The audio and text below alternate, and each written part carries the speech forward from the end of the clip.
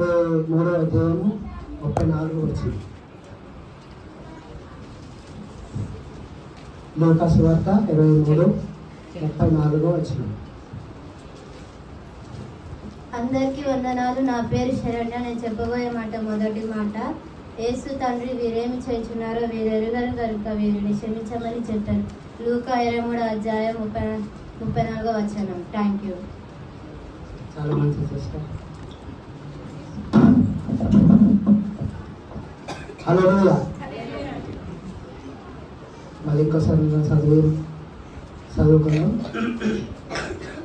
యేసు తండ్రి వీరేం చేస్తున్నారో వీరు కనుక వీరిని క్షమించు అని చెప్పాను. ప్రభు ఈ మాటల్లో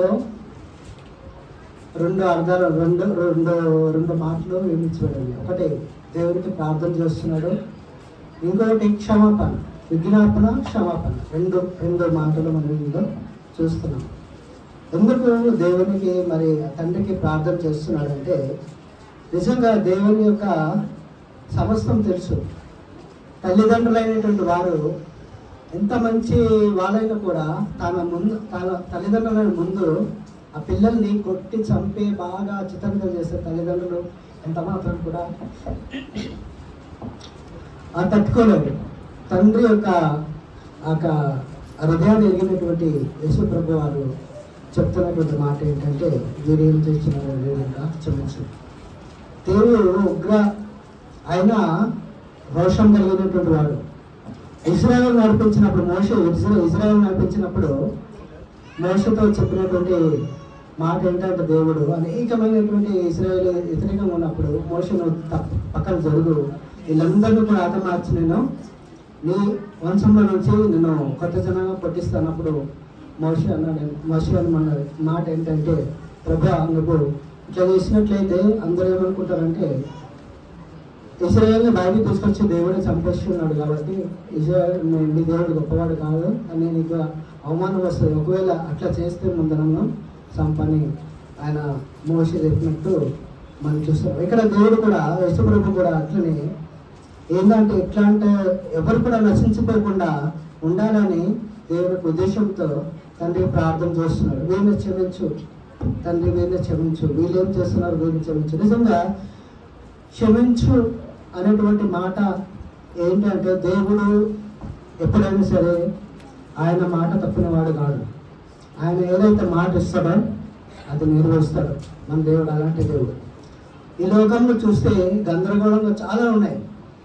మా దేవుడు గొప్పవాడు, మా దేవుడు గొప్పవాడు, మా దేవుడు గొప్పవాడు, మా దేవుడు గొప్పవాడు. ఈ మధ్యలో చూస్తున్నట్లయితే అనేకమైనటువంటి అర్థాలు మనం చూస్తున్నాం. మీ దేవుడు ఎంత, మా దేవుడు ఎంత, అట్లా ఆ అన్నిటి దేవుడి కంటే మరి మన దేవుడు గొప్పవాడని మీకు తెలుసా? హల్లెలూయా.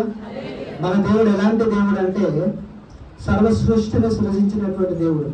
నిన్ను నన్ను ఆయన రూపకంగా ఆయన పోలికగా సృజించి ఎవరు కూడా నశించుకోకుండా మనల్ని రక్షించాలనే ఉద్దేశంతో సర్వం కూడా మన ముందు పెట్టాడు. జీవమరణాలు మన ముందు పెట్టి మన నిర్ణయాన్ని మనము ఇచ్చేశాడు. కాబట్టి మనం నిర్ణయించుకోవాల్సింది ఏంటంటే, మనము మన యొక్క స్వేచ్ఛని దేవుళ్ళు వెళ్ళాలా లేకుంటే దేవుని సన్నిధిలో ఉండాలనే దేవుని యొక్క చిత్తం.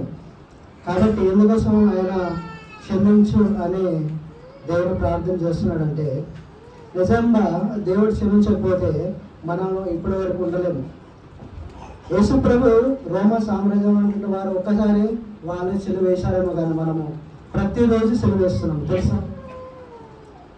మన చూపు ద్వారా, మన ప్రవర్తన ద్వారా, మన యొక్క నడవడిక ద్వారా, మన మాటల ద్వారా అనుదినం కూడా మనం సిలువ వేస్తున్నాం. మన సంగతి మనం ఎరగాలి.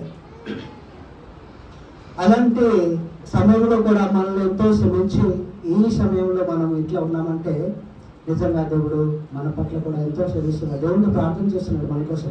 అనేక సార్లు మనం తప్పు చేసిన, అనేక సార్లు అపరాధం చేసిన, అనేక సార్లు దేవుని సన్నిధిలో తప్పిపోయినా కూడా దేవుడు మనల్ని శ్రమిస్తూ ఇంతవరకు నడిపించాడు. కాబట్టి మనం ఇక్కడ ఉన్నాం, దేవుని స్థుతిస్తున్నాం. లేకుంటే ఎప్పుడో మనం ఎక్కడికో వెళ్ళిపోయారు. మనకన్నా బలవంతులు, నీతిమంతులు, జ్ఞానులు అనేకులు కూడా ఈ లోకాన్ని విడిచిపెట్టి వెళ్ళిపోయారు. ఏదో ఉంది మన పట్ల దేవుని యొక్క సంకల్పం ఉంది కాబట్టి మనం ఎంతవరకు ఉన్నాం. రెండోదిగా ప్రార్థన చేస్తున్నటువంటి దేవుడు ఎందుకన్నా ప్రార్థన చేస్తున్నాడు అంటే మనం కూడా ప్రార్థన చేయాలి. దేవుడు ఎట్టివాడే ఉన్నాడు ఈ లోకంలో, మనం కూడా అట్టివాడే ఉన్నామని దేవుని యొక్క పరిశుద్ధ గ్రంథం తెలిసి వస్తుంది. అంటే మనం కూడా ప్రార్థన చేయాలి. శోధనంలోకి ప్రవేశించకుండా, శిష్యులు చెప్పినటువంటి మాట దేవుడు ఏంటంటే శోధనలో ప్రవేశించకుండా మీరు ప్రార్థన చేయాలి. ప్రార్థన చాలా అవసరం. ఈ యొక్క జ్ఞానుల కోసం కాదు, అనేకమైన విద్యావంతుల కోసం కాదు, కానీ దేవుడు ఆ యొక్క మనలాంటి అందరూ కూడా ఎవరు కూడా నశించిపోకుండా ఉండాలనే దేవునికి ఉద్దేశం. కాబట్టి మనం ఈ లోకంలో ఉండేటువంటి రక్షణ లేని వారి కోసం ప్రార్థన చేయాలి. మళ్ళీ ఈ యొక్క నాయకుల కోసం ప్రార్థన చేయాలి, మంచి పరిపాలన చేయాలని. అందరూ కూడా మరి నశించిపోకుండా ప్రార్థన చేయాలి. మన కోసం ప్రార్థన చేయాలి, అందరి కోసం ప్రార్థన చేయాలి. ప్రార్థన అనేది మన జీవితంలో ఎంతో అవసరం. ప్రార్థన లేకపోతే అన్నింటిలో కూడా ప్రార్థన ప్రాముఖ్యమైనటువంటిది. అందుకే దేవుడు ప్రార్థన ఎడతెగక మీరు ప్రార్థన చేయండి అని దేవుడు పరిశుద్ధ గ్రంథము చెప్తుంది. ప్రార్థన లేకపోతే మన శ్వాస చచ్చిన వారమే అనేది బైబిల్ గ్రంథం కూడా చెప్తుంది. కాబట్టి మనం అందరం కూడా ప్రార్థన చేద్దాం, దేవుని రాజ్యంలో వెళ్దాం. రెండోది ఏంటంటే క్షమాపణ. కొంతమంది ఒక ఇది చేసినట్లయితే క్షమించలేరు, లోపల ఒకటి బయట ఒకటి ఉండి పైన ఇచ్చేస్తారు, కానీ హృదయాంతరంగా సమస్య అది క్షమిస్తేనే దేవుడు మనల్ని కూడా మంచి పిల్లలుగా ఉంటాడు. దేవుడు ఈ రోజుల్లో మనం దేవుడి సువార్త చెప్పాలని చాలామంది మీటింగ్లు అక్కడిక్కడ చేస్తారు, కానీ ఒకప్పుడు అట్లా ఉండేది. కానీ ఈ రోజుల్లో సువార్త చెప్పాలంటే అలా కాదు. మన ప్రవర్తన, మనం ఎక్కడైతే మన చూపు, మన యొక్క ప్రవర్తన, మన మాటలు, మన నడవడిక అదే సువార్తగా మారాలని నా ఉద్దేశం. ఎందుకంటే ఈ రోజుల్లో మైక పెట్టి ఎంత చెప్పినా కూడా చాలామంది వ్యతిరేకంగా వస్తున్నారు. కాబట్టి మన ద్వారా అరే ఎవరు అంటే పలానా వ్యక్తి దేవుడు నమ్ముకునేటువంటి వాడు, అరే సేమ్ యేసుప్రభు లెక్కనే ఆయన మాటలు అన్నీ ఉన్నాడు, యేసుప్రభు కనిపించాలి మనతో, అలా ఈ లోకంలో జీవించాలి మనం. రెండోది ఏంటంటే మనము ఈ లోకంలో పోరాట తోడేల మధ్యలో మనం ఉన్నాం. నిజంగా ఏ రోజు ఎలా జరుగుతుందో, ఎక్కడి నుంచో ఏం జరుగుతుందో అర్థం కాని పరిస్థితి. కాబట్టి మనం ఉన్న రోజుల్లో మంచి విశ్వాసంగా ఉండి మంచిగా దేవుడి సన్నిధిలో ఆత్మీయంగా ఉండి మన చనిపోయిన దేవుడి రాజ్యంలో వెళ్ళిపోయేటట్టు మనం చూసుకోవాలి. ఒకవేళ అటు కాకుండా ఉన్నట్లయితే దేవుడి రాజ్యం వెళ్ళలేదనుకో, ఇంత గొప్ప దేవుడు మన కోసం సిలువలో ప్రాణం పెట్టి ఎంత ఖర్చు పెట్టి ఆయన అంత అక్కడి నుంచి వచ్చి మన కోసం ఎంత దెబ్బలు పెట్టి 39 కొరడా దెబ్బలు అనుభవించి ఎందు వేసి అనేకమైనటువంటి గాయాలు చేసి మరి అంతా కూడా వ్యర్థమైపోతుంది. ఇంత చేసి కూడా నువ్వు రక్షపడలేదు అనుకో, దేవుడు రాజ్యంలో పోలేదు అనుకో, అప్పుడు దేవుడు చెప్తాడు ఇంత చేశాను నువ్వు రాలేదు, నాది తప్పు కాదు, దేవుడు చెప్తాడు. కాబట్టి ఇంత గొప్ప రక్షణ మనము నిర్లక్ష్యం చేయకుండా ఉండాలని దేవుని సన్నిధిలో దేవుడు మాట్లాడుతున్నటువంటి మాటలు ఒకేవారు మనం వింటున్నాం. కాబట్టి అందరి కోసం ప్రార్థన చేయాలి, మన కోసం ప్రార్థన చేసుకోవాలి. ప్రార్థన అనేది చాలా ప్రాముఖ్యమైనటువంటిది. రెండోది ఏంటంటే దేవుడు మనకి ఎంత చేసి ఎందుకోసం వచ్చారంటే ఆయన నిత్య జీవంలో ఉండడానికి, నిత్య జీవం ఆయనతో కూర్చోబెట్టాలని, ఆయనతో యుగంలో జీవించాలని దేవుడు మనల్ని రక్షించాడు. ఇక్కడ ఉన్నామంటే ఆశామాషి కాదు. దేవుని సంకల్పం మీ పట్ల ఉంది, దేవుని కృప మీ పట్ల మన పట్ల ఉంది కాబట్టి మనం ఉన్నాం.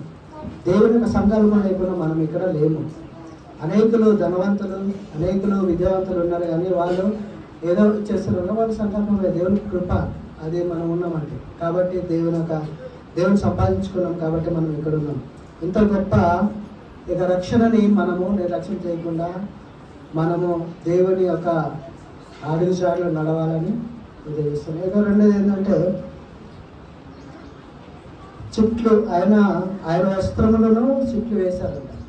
వస్త్రములు చుట్లు అంటే ఏంటి తెలుసా? బెట్టింగ్. ఈ రోజు చూస్తే నానా విధంగా బెట్టింగ్ యాప్లో చాలామంది ఇల్లు అమ్ముకొని ఇచ్చులు పెడిగా చాలా గందరగోళం. చాలామంది కడవరి దినాల్లో అంచుకాలంలో ఉన్నాము కాబట్టి ఈ రోజుల్లో ఏంటంటే వాళ్ళు చాలామంది దేవునికి వ్యతిరేకంగా లేస్తున్నారు. లేచిన వాళ్ళు మాట్లాడిన వారు కాదు, ప్రజ్వలింపజేస్తున్నాడు సాతానుడు. ఆ విషయం గుర్తిరగాలి. కాబట్టి మరి మనం కూడా గట్టిగా ప్రార్థన చేద్దాం, ఆత్మీయంగా ఉందాం. దేవుడి సన్నిధిలో మరి ఎక్కువగా బలపరుద్దాం. దేవుడు మనల్ని రక్షించాలంటే ఉగ్రత కోసం మనం రక్షించబడలేదు. దేవుడి రాజ్యంలో మనం మంచి కోసం మనం మంచి ఉండాలని దేవుడు ఉద్దేశించుంటాడు. కొంతమంది శోధన వస్తే భయపడిపోతారు. ఎందుకు అసలు దేవుడు నన్ను ఇంత శోధనలో కూడా నన్ను పట్టించుకోవట్లేదు, ఇంత వేదన కూడా ఇచ్చేస్తున్నాడు, నన్ను అసలు ఆ దేవుడు నన్ను పట్టించుకోవట్లేదా అంటే దేవుడు పట్టించుకుంటాడు తప్పకుండా. కొన్ని విషయాలు మనమే తెచ్చుకుంటాం. పోవద్దంటే పోతాం, తోసాన్ని తెచ్చుకుంటాం, దేవుని మీద ఏం చేస్తాం. కాబట్టి అట్లా జరగకుండా మరి గుడ్ ఫ్రైడే రోజు చాలామంది బాధగా విశాలంగా దిగులు పడుతూ ఏడుస్తున్నా కూడా నిజంగా బాధ అనిపిస్తుంది. జ్ఞాపకం చేసుకొని మన పాపం విడిచిపెట్టేసి దేవుడి సభలో వచ్చేసాను. అది దేవుడికి కోరుకుంటుంది, సంతోషం. గుడ్ ఫ్రైడే మరి క్రిస్మస్ వచ్చిన వాడు చాలా సంతోషము. మరి గుడ్ ఫ్రైడే చాలా బాధాకరం కాదు. దేవుడు మరణించి లేచి పరలోక రాజ్యాల్లో మన కోసం ఆయన విజ్ఞాపన చేస్తున్నాడు. మనకు ఎవరెవరు మంచి పని చేస్తున్నారో, ఎవరెవరు చెడ్డ పని చేస్తున్నారో అందరూ చూస్తున్నాడు. కాబట్టి దేవుడి మీద మనం అందరం కూడా ఆయన మీద ఆనుకొని ఆయన మార్గంలో నడుస్తూ మనం వెళ్ళాలి. మరి మా దేవుడు గొప్పవాడు చాలామంది ఉన్నారు. మరి మన దేవుడు గొప్పవాడు మనం నిరూపించబడుతున్నామా? ఎవరైనా ఏమైనా మన దేవుడి కోసం అడిగినట్లయితే మన దేవుడి కోసం మనం చెప్పగలుగుతున్నామా? కాబట్టి మనం కూడా దేవుడి సన్నిధిలో గట్టిగా ప్రార్థన చేయాలి. బైబిల్ చదువు వచ్చిన వాళ్ళు చాలామంది కూడా బైబిల్ ఎక్కువ చదవరు, అనేకమైనటువంటి వాటిని చేస్తారు. కానీ మన పరిశుద్ధ గ్రంథం ఉంది, ఇంత గొప్ప. ఇంకా సమయం కూడా లేదు నిజంగా. ఈ రోజుల్లో చూసినట్టుగా గందరగోళం చూస్తుంటే సమయం కూడా లేదు. చాలా అంచుకాలంలో ఉన్నాం. కాబట్టి మనందరం కూడా దేవుని సన్నిధిలో సిద్ధంగా ఉండాలని, మందిరం కోసం ప్రార్థన చేయాలి, సంఘాల కోసం ప్రార్థన చేయాలి, దైవజనుల కోసం ప్రార్థన చేయాలి.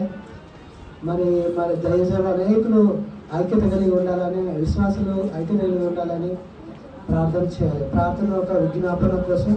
దేవుడు ప్రార్థన చేయండి, మన శత్రువుల కోసం ప్రార్థన చేయాలి. మనం ఏం చేయలేమో, వాళ్ళతో కొట్లాడలేమో. ప్రార్థన ఒక ఆయుధం, దేవుడు ఇచ్చినట్టు ఆయుధం ఏంటంటే ప్రార్థన వలన ఏదైనా కూడా జరుగుతుంది. దేవునికి అసాధ్యమైనది ఏది లేదు. కాబట్టి ప్రార్థన చేయాలి, క్షమించాలి, దేవుని సన్నిధిలో మనం ఉండాలి. ఈ 7 మాటల్లో మన మొదటి మాట, మరి ఈ యొక్క చిన్న మాట దేవుడు దీవించినగాక. ఎక్కువ నేను మాట్లాడినందుకు చాలామంది ఉన్నారు. చాలామంది వాళ్ళ మాటలు కూడా దేవుని విని దేవుని మైపరితం. Thank you very much.